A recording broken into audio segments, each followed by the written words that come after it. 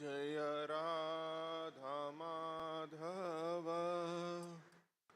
कुंज विहारी।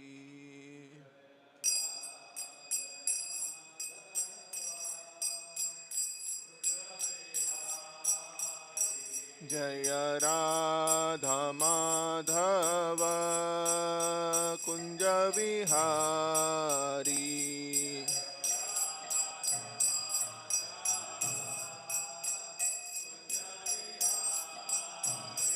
जय गोपी जन वल्लभ गिरिवरधारी।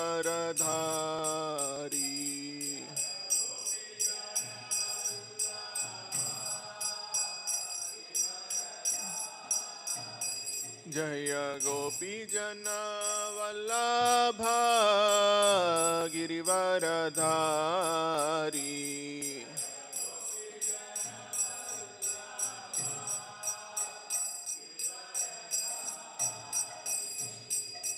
यशोदानंदन व्रज जन रंजन।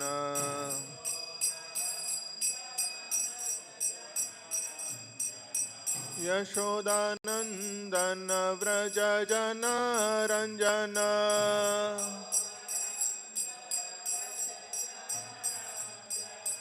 यशोदानंदन व्रज जन रंजन।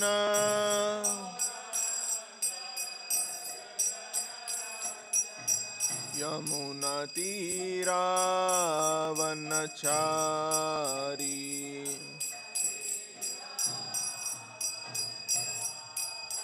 यमुना तीरावनचारी।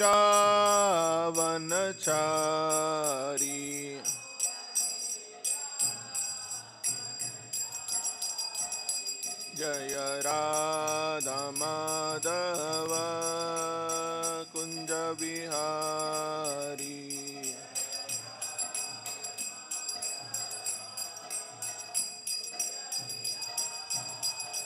जय गोपी जन वल्लभ गिरिवरधारी।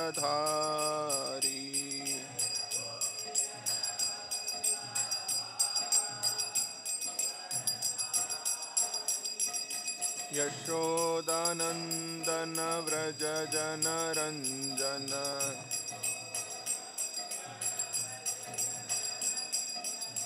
यमुना तीरावनचारी।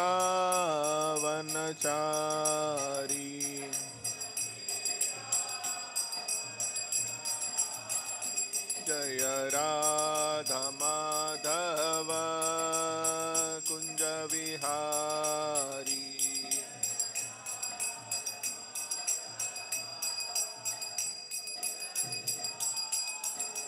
हरे कृष्णा कृष्णा कृष्णा हरे हरे। हरे राम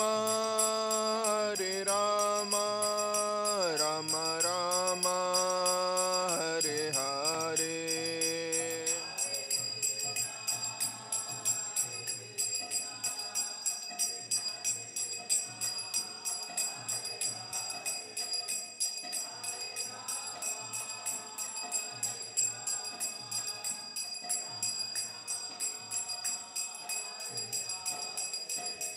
जय कृष्ण रुक्मिणी जय सत्यभामा। कृष्ण रुक्मिणी जय सत्यभामा।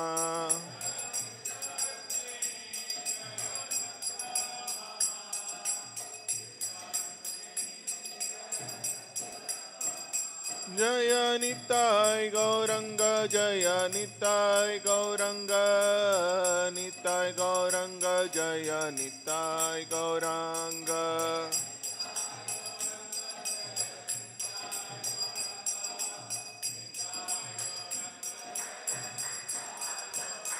जय जय प्रभुपाद प्रभुपाद प्रभुपाद जय जय प्रभुपाद।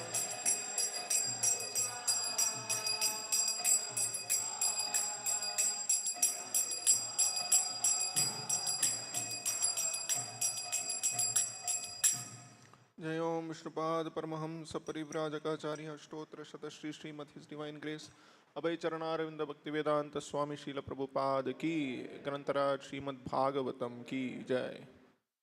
ओम नमो भगवते वासुदेवाय। ओम नमो भगवते वासुदेवाय। ओम नमो भगवते वासुदेवाय। नारायणं नमस्कृत्य नरं चैव नरोत्तमं देवीं सरस्वतीं व्यासं ततो जयमुदीरये। नष्टप्रायेषु अभद्रेषु नित्यं भागवत सेवया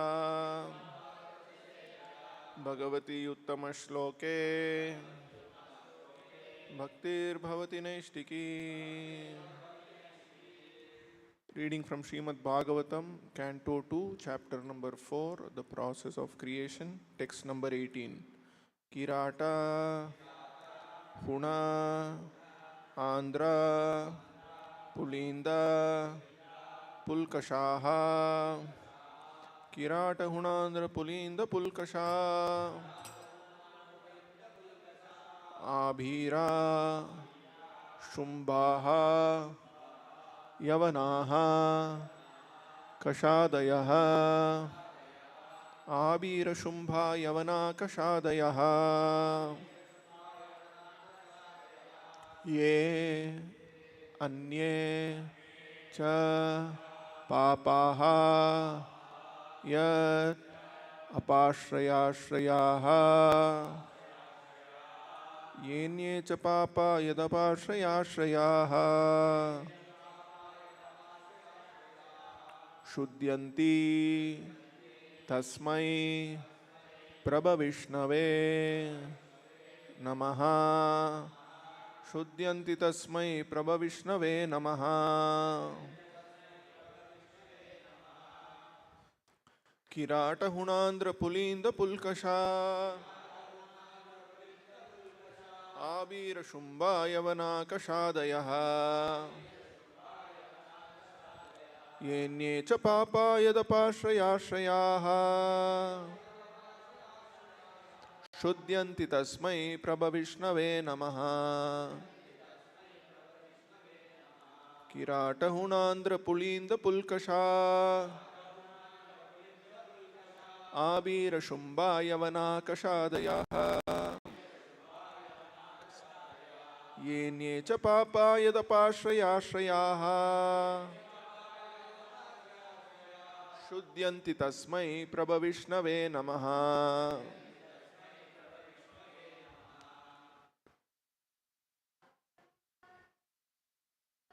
Kirata hunandra pulinda pulkasha. Kasadaya Abhira Shumba Yavana Kasadaya.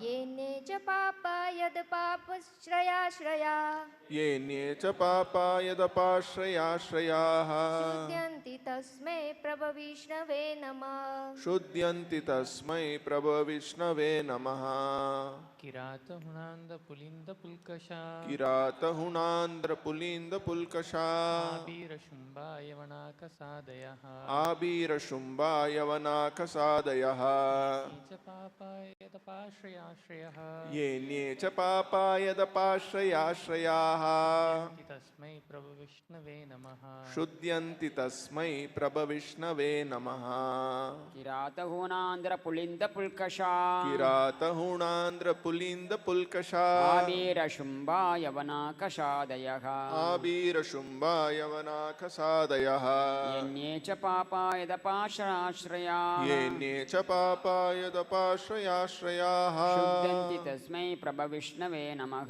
Shuddyanti tasmai prabhavishnave namaha. Word to word meaning. Kirata, a province of old Bharata. Huna, part of Germany and Russia. Andhra, a province of southern India. Pulinda, the Greeks, Pulkashaha, another province, Abhira, part of old Sindh, Shumbaha, another province, Yavanaha, the Turks, Kasa Adayaha, the Mongolian province, Ye, even those, Anye, others, Cha, also, Papaha, addicted to sinful acts, Yat, whose, Apashrayashrayaha, having taken shelter of the devotees of the Lord, Shuddyanti, at once purified, Tasmai, unto him, Prabhavishnave, unto the powerful Vishnu, Namaha, my respectful obeisances. Translation by His Divine Grace A.C. Bhaktivedanta Swami Srila Prabhupada. Srila Prabhupada. Kirata, Huna, Andhra, Pulinda, Pulkasha, Abhira, Shumbha, Yavana, members of the Khasa races, and even others addicted to sinful acts can be purified by taking shelter of the devotees of the Lord due to His being the supreme power. I beg to offer my respectful obeisances unto Him. Please repeat this translation. Kirata, Huna, Andhra, Pulinda, Pulkasha, Abhira, Shumbha, Yavana, members of the Khasa races, and even others addicted to sinful acts can be purified by taking shelter of the devotees of the Lord due to His being the supreme power. I beg to offer my respectful obeisances unto Him. Purport by His Divine Grace A.C. Bhaktivedanta Swami Srila Prabhupada. Jai Srila Prabhupada. Kirata, a province of old Bharatavarsha mentioned in the Bhishma Parva of Mahabharata. Generally, the Kiratas are known as the aboriginal tribes of India, and in modern days, the Santal Parganas in Bihar and Chota Nagpur might comprise the old province named Kirata. Huna, the area of East Germany and part of Russia, is known as the province of the Hunas. Accordingly, sometimes a kind of hill tribe is known as the Hunas. Andhra, a province in southern India mentioned in the Bhishma Parva of the Mahabharata. It is still extant under the same name. Pulinda, it is mentioned in the Mahabharata Adi Parva 174.38. The inhabitants of the province of the name Pulinda. This country was conquered by Bhimasena and Sahadeva. The Greeks are known as Pulindas, and it is mentioned in the Vanaparva of Mahabharata that the non-Vedic race of this part of the world would rule over the world. This Pulinda province was also one of the provinces of Bharata, and the inhabitants were classified amongst the Kshatriya kings. But later on, due to their giving up the Brahminical culture, they were mentioned as Mlechas, just as those who are not followers of the Islamic culture are called Kafirs, and those who are not followers of the Christian culture are called heathens. Abhira, this name also appears in the Mahabharata, both in the Sabha Parva and the Bhishma Parva. It is mentioned that this province was situated on the river Saraswati in Sindh. The modern Sindh province formerly extended on the other side of the Arabian Sea, and all the inhabitants of that province were known as the Abhiras. They were under the domination of Maharaj Yudhishthir, and according to the statements of Markandeya, the Mlechas of this part of the world would also rule over Bharata. Later on, this proved to be true, as in the case of the Pulindas. On behalf of the Pulindas, Alexander the Great conquered India, and on behalf of the Abhiras, Muhammad Ghori conquered India. These Abhiras were also formerly Kshatriyas within the Brahminical culture, but they gave up the connection. The Kshatriyas who were afraid of Parashurama and had hidden themselves in the Caucasian hilly regions were later on became known as the Abhiras, and the place they inhabited was known as Abhira Desha. Shumbas or Kankas. The inhabitants of the Kanka province of old Bharata mentioned in the Mahabharata. Yavanas. Yavana was the name of one of the sons of Maharaja Yayati,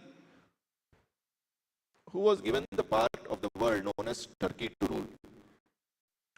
Therefore, the Turks are Yavanas due to being descendants of Maharaj Yavana. The Yavanas were therefore Kshatriyas, and later on, by giving up the Brahminical culture, they became Mlecha Yavanas. Descriptions of the Yavanas are in the Mahabharata Adi Parva 85.34. Another prince called Turvasu was also known as Yavana, and his country was conquered by Sahadeva, one of the Pandavas.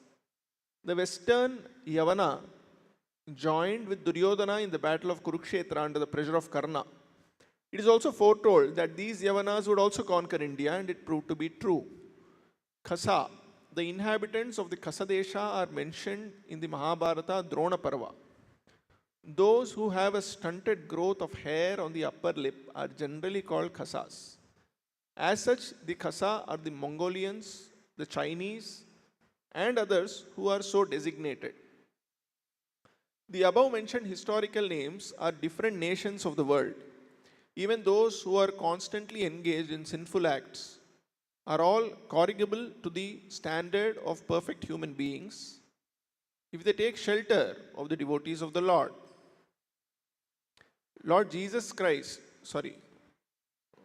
If they take shelter of the devotees of the Lord. Jesus Christ and Muhammad, two powerful devotees of the Lord, have done tremendous service on behalf of the Lord on the surface of the globe. And from the version of Srila Shukadeva Goswami, it appears that instead of running a godless civilization in the present context of the world situation, if the leadership of world affairs is entrusted to the devotees of the Lord, for which a worldwide organization under the name and style of the International Society for Krishna Consciousness has already been started, then by the grace of the Almighty Lord, there can be a thorough change of heart in human beings all over the world, because the devotees of the Lord are able authorities to effect such a change by purifying the dust-worn minds of the people in general. The politicians of the world may remain in their respective positions because the pure devotees of the Lord are not interested in political leadership or diplomatic implications. The devotees are interested only in seeing that the people in general are not misguided by political propaganda, and in seeing that the valuable life of a human being is not spoiled in following a type of civilization which is ultimately doomed. If the politicians, therefore, would be guided by the good counsel of the devotees, then certainly there would be a great change in the world situation by the purifying propaganda of the devotees as shown by Lord Chaitanya. As Shukadeva Goswami began his prayer by discussing the word Yat Kirtanam, so also Lord Chaitanya recommended that simply by glorifying the Lord's holy name, a tremendous change of heart can take place, by which the complete misunderstanding between the human nations created by politicians can at once be extinguished. And after the extinction of the fire of misunderstanding, other profits will follow. The destination is to go back home, back to Godhead, as we have several times discussed in these pages. According to the cult of devotion, generally known as the Vaishnava cult, there is no bar against anyone's advancing in the matter of God realization. A Vaishnava is powerful enough to turn into a Vaishnava even the Kirata, etc., as above mentioned. In the Bhagavad Gita 9.32, it is said by the Lord that there is no bar to become a devotee of the Lord. Even for those who are low-born, or women, or Shudras, or Vaishyas. And by becoming a devotee, everyone is eligible to return home back to Godhead. The only qualification is that one take shelter of a pure devotee of the Lord who has thorough knowledge in the transcendental science of Krishna, Bhagavad Gita and Srimad-Bhagavatam. Anyone from any part of the world who becomes well conversant in the science of Krishna becomes a pure devotee and a spiritual master for the general mass of people and may reclaim them by purification of heart. Though a person be even the most sinful man, he can at once be purified by systematic contact with a pure Vaishnava. A Vaishnava, therefore, can accept a bona fide disciple from any part of the world without any consideration of caste and creed and promote him by regulative principles to the status of a pure Vaishnava who is transcendental to Brahminical culture. This system of caste or Varnashrama Dharma is no longer regular even amongst the so-called followers of the system. Nor it is now possible to re-establish the institutional function in the present context of social, political and economic revolution. Without any reference to the particular custom of a country, one can be accepted to the Vaishnava cult spiritually, and there is no hindrance in the transcendental process. So, by the order of Lord Sri Chaitanya Mahaprabhu, the cult of Srimad-Bhagavatam or the Bhagavad Gita can be preached all over the world, reclaiming all persons willing to accept the transcendental cult. Such cultural propaganda by the devotees will certainly be accepted by all persons who are reasonable and inquisitive, without any particular bias for the custom of the country. The Vaishnava never accepts another Vaishnava on the basis of birthright, just as he never thinks of the deity of the Lord in a temple as an idol. And to remove all doubts in this connection, Srila Shukadeva Goswami has invoked the blessings of the Lord who is all-powerful. Prabha Vishnave Namaha. As the all-powerful Lord accepts the humble service of his devotee in devotional activities of the Archana, his form as the worshipable deity in the temple, similarly, the body of a pure Vaishnava changes transcendentally at once when he gives himself to the service of the Lord and is trained by a qualified Vaishnava. Shri Shri Krishna Rukmini Satyabhama ki Jai. The injunction of Vaishnava regulation in this connection runs as follows. Archye Vishnu Shiladhir Gurushu Naramatir Vaishnave Jati Buddhi Shri Vishnor Namni Shabda Samanya Buddhihi etc. One should not consider the deity of the Lord as worshipped in the temple to be an idol, nor should one consider the authorized spiritual master an ordinary man, nor should one consider a pure Vaishnava to belong to a particular caste, etc. Padma Purana. The conclusion is that the Lord, being all powerful, can under any and every circumstance accept anyone from any part of the world, either personally or through his bona fide manifestation as the spiritual master. Lord Chaitanya accepted many devotees from communities other than the Varnashramites, and he himself declared to teach us that he does not belong to any caste or social order of life, but that he is the eternal servant of the servant of the servant of the Lord, who maintains the damsels of Vrindavan, Lord Krishna. That is the way of self-realization. Thus ends the Bhaktivedanta purport. Om Ajnanatimirandasya Jnananjanashalakaya Chakshur Unmilitam Yena Tasmai Shri Gurave Namaha. Nama Om Vishnupadaya Krishna Presthaya Bhutale Srimate Bhaktivedanta Swaminiti Namine. Namaste Saraswate Deve Gauravani Pracharine Nirvishesha Shunyavadi Paschatya Deshatarine. Jai Shri Krishna Chaitanya Prabhu Nityananda Advaita Gadadara Shivasadi Gauravakta Vrinda. Hare Krishna, Krishna Krishna, Hare Hare, Hare Rama, Rama Rama, Hare Hare.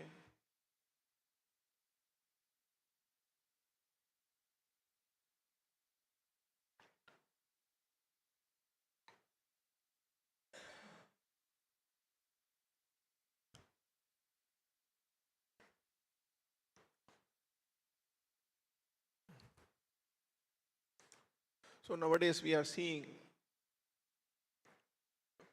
that in almost every region of this world, countries are fighting with one another. Iran is fighting with USA, Russia is fighting with Ukraine, India is fighting with Pakistan. So there is a lot of political instability, and continuously nations are at war with one another. Then in our own country we are seeing that people are fighting in the name of Sanatana Dharma. Politicians of one party, they are saying that Sanatana Dharma should be done away with because it is a cause of inequality and unjust in society. And they are trying to get a lot of supporters for their philosophy. And they are considering the followers of Sanatana Dharma to be their enemies. Similarly, there are political parties which are saying that you please vote for us so that we will preserve Sanatana Dharma. And they are saying that those who are opposing Sanatana Dharma are their enemies. So, at the national level, at the international level, people are divided based on their ideology, based on their identity. And the reality is, because of all this, nobody is peaceful, nobody is happy. Because of the war between countries, many nations are struggling even to meet their basic needs. Fuel lines have been cut off. People are not able to get access to basic food, clothing, shelter, basic necessities of life. Just because people are unable to agree upon a common ideology. So this division across different lines of nation, caste, religion is causing so much of turbulence in this world. And leaders, so-called leaders of society, they are trying to solve these issues by so many different ways. capitalism, socialism, altruism, feminism, thinking that by adopting some of these methods, the society can be more and more happy.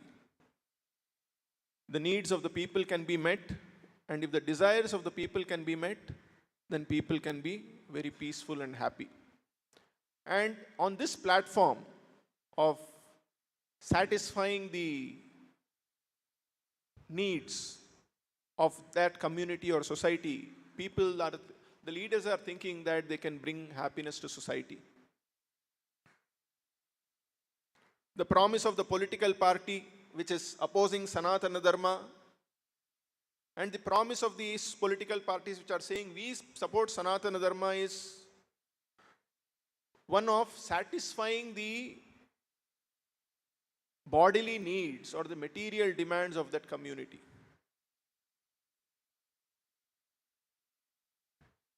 People who are opposing Sanatana Dharma are saying that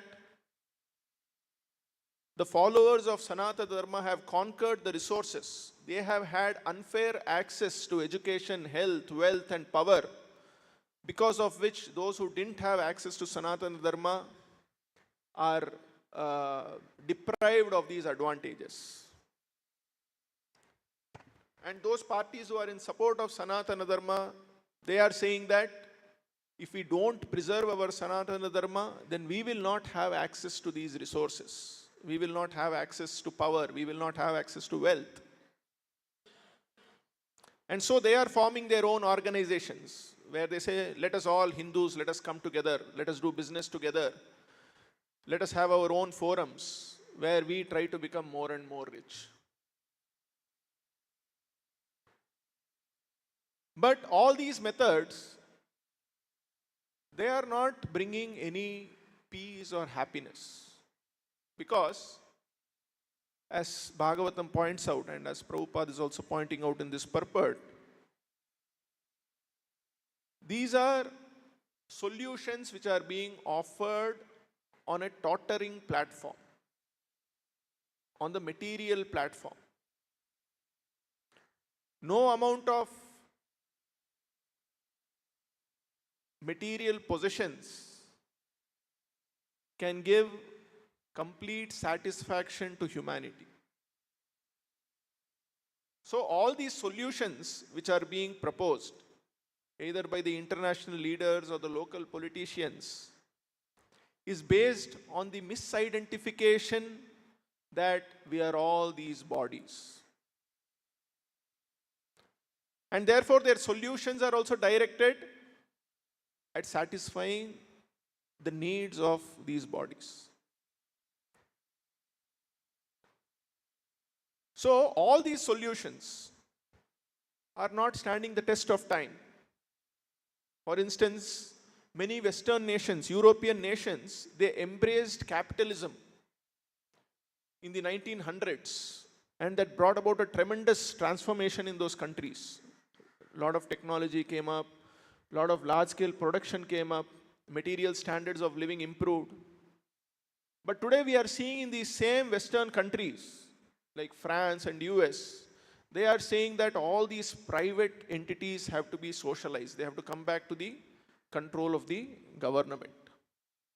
Why? Because they are seeing that the wealth is unequally distributed. The capitalists are becoming more and more rich, and the poor people, they are suffering because of heavy inflation, and they don't have access to the resources. But at the same time, we are seeing in socialist countries also, the model has completely collapsed.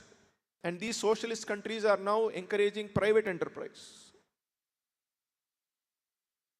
So, whether it is capitalism, whether it is socialism, these are all imperfect solutions because they are not addressing the root cause of the problem. What is the root cause of the problem? The root cause of the problem is that we are misidentifying ourselves with the body. And because of this misidentification, we are falsely claiming proprietorship over the resources in this world.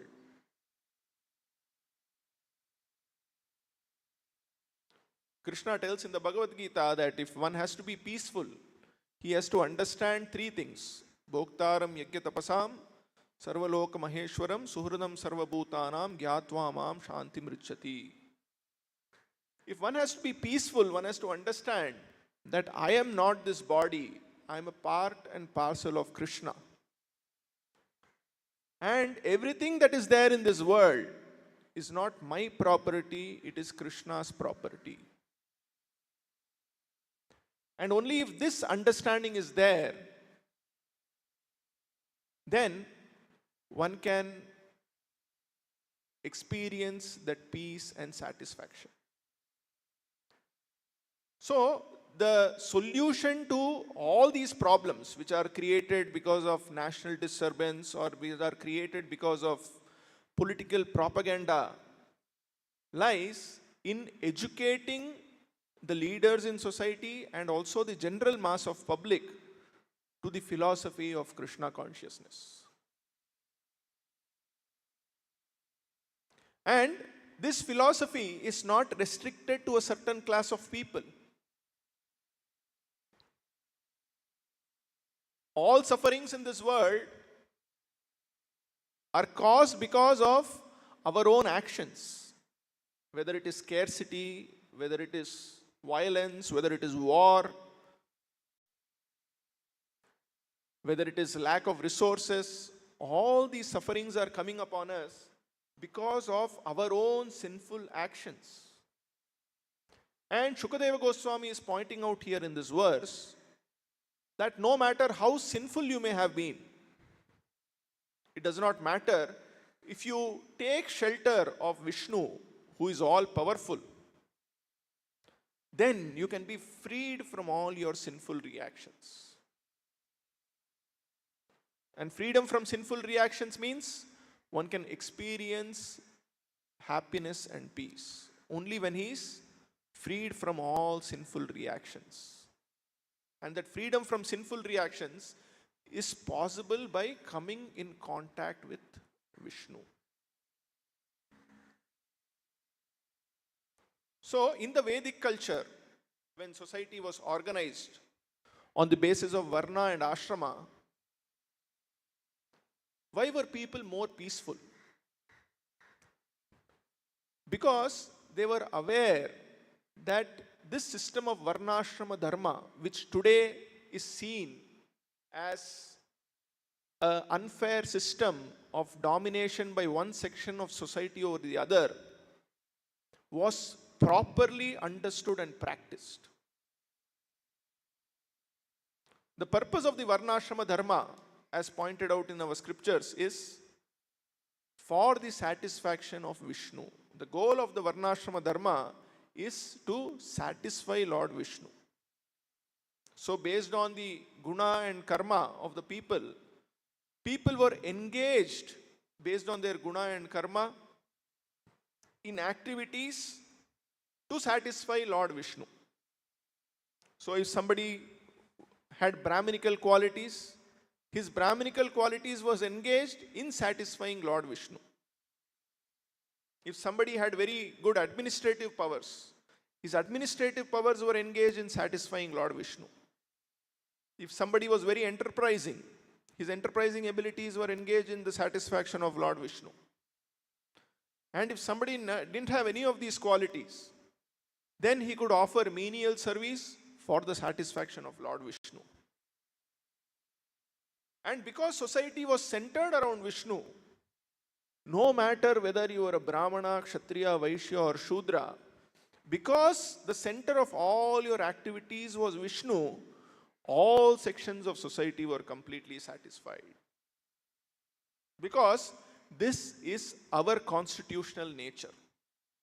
What is that constitutional nature? To serve Krishna, to serve Vishnu. We are part and parcel of Krishna, and therefore, only when we engage ourselves in Krishna's service, we can experience that happiness and satisfaction. So this was the essence of Varnashrama Dharma, how to keep Krishna as the center of all our activities.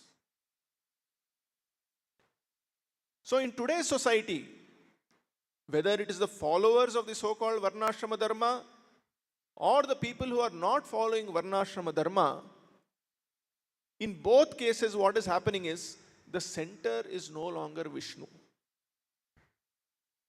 Whether it is the international leaders, whether it is the politicians, or whether it is the so-called followers of Varnashrama Dharma, all of them are having their philosophy, their ideology, their practices without keeping Krishna in the center.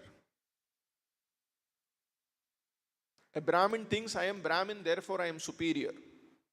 He doesn't understand what is the purpose of being a Brahmana. And therefore, because Krishna is no longer in the center, and all these identities of Brahmana, Kshatriya, Vaishya, Shudra are utilized for one's sense gratification, the essence of that Varnashrama Dharma is also lost.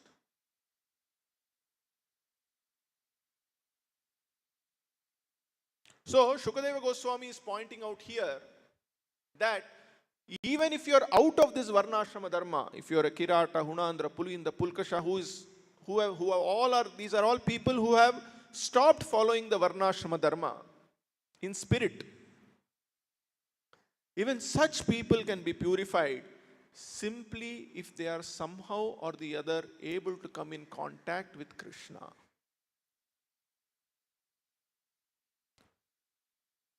And our acharyas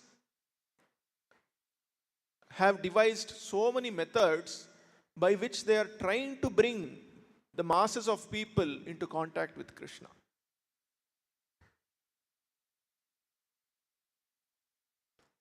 But for this, one very important thing is required, which Prabhupada is pointing out in this purport.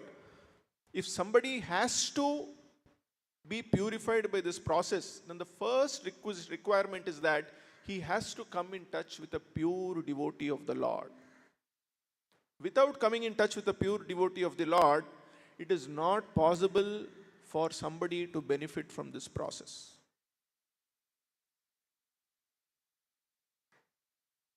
Because only a pure devotee of the Lord has faith in the Lord's absolute nature. He has faith that the Lord's deity, the Lord's paraphernalia, the Lord's name, the Lord's prasadam, they all have the same potency that the Lord has. And just by making people come in touch with all this, people can be purified. That only a pure devotee has complete faith in this. So therefore, Prabhupada in this purport is actually, you can say, it is a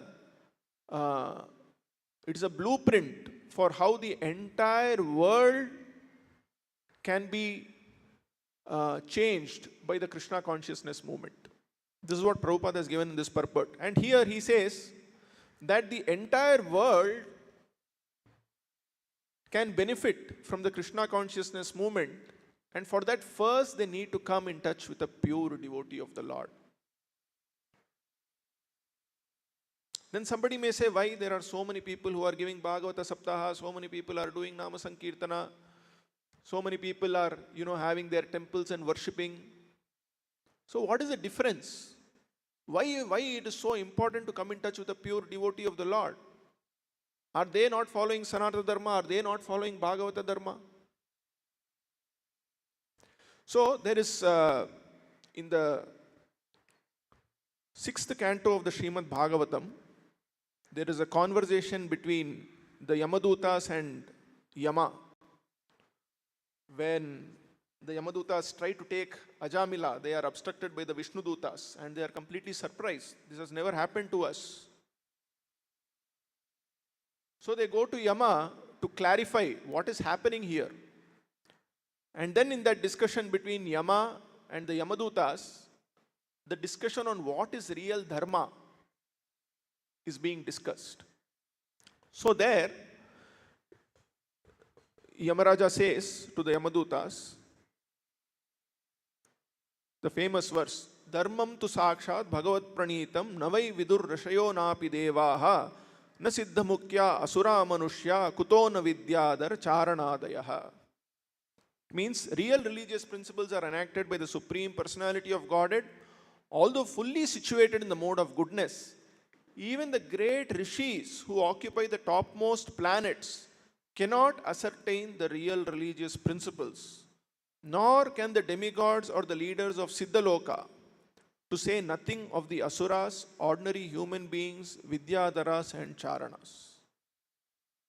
So the essence of dharma can only be given by the Lord, and it cannot be understood even by the topmost rishis. It cannot be understood by the asuras, by the human beings, the vidyadharas or the charanas. The essence of these religious principles cannot be understood by them. Then Yamaraj goes on to say, Swayambur Narada Shambhu Kumara Kapilo Manuhu Prahalado Janako Bhishmo Ballir Vayasakir Vayam Dwadashaite Vijanimo Dharmam Bhagavatam Bataha Guhyam Vishuddham Durbodham Yam Gyatvam Ashnute. Lord Brahma, Bhagavan Narada, Shiva, Kumaras, Kapila, Swayambhu Manu, Prahlad Maharaj, Janaka Maharaj, Bhishma, Bali, Shukadeva Goswami, and I myself know the real religious principles. My dear servants, this transcendental religious principle, which is known as Bhagavata Dharma, or surrender unto the Supreme Lord and love for Him, is uncontaminated by the material modes of nature. It is very confidential and difficult for ordinary human beings to understand, but if by chance one fortunately understands it, he is immediately liberated and thus he returns home back to Godhead. So Yamaraja is pointing out that this essence of dharma, which is the Bhagavata Dharma, it can be understood only by these pure devotees of the Lord and no one else. One may be a great knower of the Vedas. He may be following all the principles of Varnashrama Dharma perfectly. But if he doesn't come in touch with the pure devotee of the Lord, he will not know the essence of Dharma. Vyasadeva himself, he compiled all the Vedas, the Upanishads, the Puranas, the Vedanta Sutra he compiled. But even after doing all that, he was unsatisfied. And only when he came in touch with Narada, who was a pure devotee of the Lord, Vyasadeva could compile the Srimad-Bhagavatam. He could understand the essence of everything that he has compiled. Otherwise, he has compiled everything, but he has not been able to understand the essence, which is to worship Krishna. Only when he comes in touch with a pure devotee like Narada, he is able to understand the essence of this dharma. And what is the essence of this dharma? That is pointed out in the next verse. Etavan eva lokesmin pumsam dharma parasmritaha bhakti yogo bhagavati tan nama grahanadibihi. Devotional service, beginning with the chanting of the holy name of the Lord, is the ultimate religious principle for the living entity in human society. So, the highest principle of religion is what? Chanting the holy name of the Lord. And it is for which category of people? It is for the entire human society, not just human society.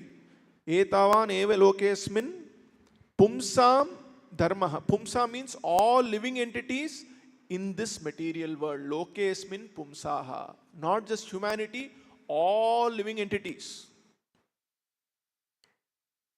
So only a pure devotee of the Lord has this conviction that simply by introducing people to the chanting of the holy name, they will be liberated. So only such a pure devotee of, so Prabhupada is pointing out here that an institution has to be established, an arrangement has to be made, whereby the entire world can come in touch with such a pure devotee. And only when they come in touch with a pure devotee, they can be introduced to this highest principle of religion, which is chanting of the holy name of the Lord.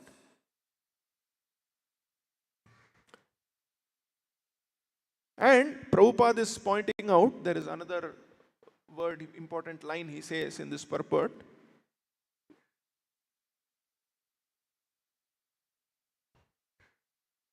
Yes. Anyone from any part of the world who becomes well conversant in the signs of Krishna becomes a pure devotee and spiritual master for the general mass of people and may reclaim then by purification of heart. Though a person be even the most sinful man, he can at once be purified by systematic contact with a pure Vaishnava. So what is required here? People should be brought into touch in a systematic way to a pure Vaishnava. And Prabhupada is such a pure Vaishnava. Prabhupada wrote this purport somewhere in the year 1967. First canto he had already translated in before 1965, before coming to the US. And he started the translation of the second canto just after he had arrived in America. And he had finished this maybe towards the end of 1966 or the beginning of 1967. And at that time, Prabhupada was staying in 26 2nd Avenue. That was the only center which was there. San Francisco came just in 67, just a little later. And even though Prabhupada had hardly any disciples with him, there were no centers, but Prabhupada had written this purport saying how Krishna consciousness can be a worldwide movement. Just a few months back, he had established the International Society of Krishna Consciousness, and that also Prabhupada is mentioning in this purport. Because Prabhupada had firm faith, even though he didn't have money, he didn't have followers, he had firm faith in this verse of Srimad-Bhagavatam. That simply if people can get introduced to the chanting of the holy name through the agency of a bona fide spiritual master, all the problems in the world can be solved. The entire world can be transformed to Krishna consciousness. And what was Prabhupada's vision? That the leaders in society will be guided by devotees of this International Society for Krishna Consciousness. And Prabhupada not only distributed the philosophy, but he has empowered his disciples with all the instruments to carry out this task. He empowered his disciples with the holy name. You go and make people chant this Hare Krishna mantra. He translated all the books which were required to establish the philosophical basis for the chanting of this Hare Krishna Mahamantra. He established a program for distribution of prasadam, which he said is the diet by which people can be purified of this material contamination. So Prabhupada has established an entire blueprint. He has established an organization. He has established a system by which devotees can come in touch with him. And he has given all the instruments by which people can be purified of their sinful reactions and become pure devotees. And most importantly, Prabhupada has also institutionalized the system by which people can accept him as their spiritual master. Prabhupada is pointing out, they have to come in touch in a systematic way with a pure devotee of the Lord. And Prabhupada established the system by which even today devotees can come in touch with Srila Prabhupada.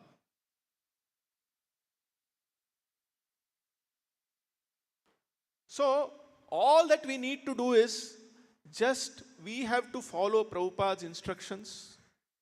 We have to make people come in touch with Srila Prabhupada. And by this process, when we come in touch with Prabhupada, we become devotees. And simply by following the process which Prabhupada has given, which is the distribution of the holy name, the distribution of his books, the distribution of his prasadam, we don't have to do anything. Everything is already given by Prabhupada. Just by distributing his books, just by distributing the name through Srila Prabhupada, And just by distributing, following the same system of prasadam distribution, the entire world can be converted into Krishna consciousness.